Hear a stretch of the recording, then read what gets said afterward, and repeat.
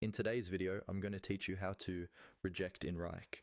When you're working in Wrike, approvals are a key part of keeping your projects organized and making sure only the right work gets published or moved forward. Sometimes you'll see a task that's been submitted for approval, but it's not quite ready yet. Maybe information is missing, the quality isn't there, or it simply doesn't meet your standards.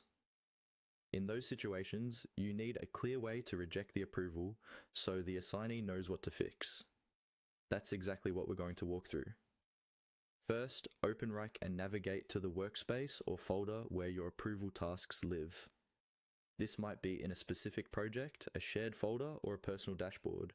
The important thing is that you can see the list of tasks that are currently active. Next, look for a task that is clearly marked as for approval.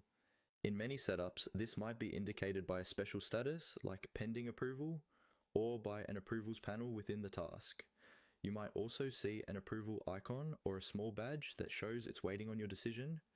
Go ahead and click on that task to open its detailed view. Once the task is open, take a moment to actually review it. Check any attached files, descriptions, comments, or subtasks that are a part of what you're approving. Even though rejecting only takes a single click, it's good practice to understand why you're rejecting something so you can give useful feedback to the person who submitted it. After you've reviewed the content and decided it should not be approved in its current state, look for the approval controls in the task. You should see options like approve and reject. Click on reject.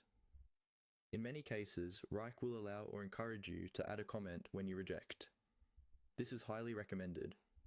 Use that comment to explain briefly what needs to be changed or improved.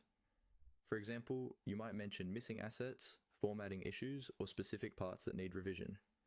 Clear feedback reduces back and forth later and helps your teammate quickly update the task. Once you've clicked reject, the approval will be marked as rejected and the task owner or assignee will see that status reflected in their workspace.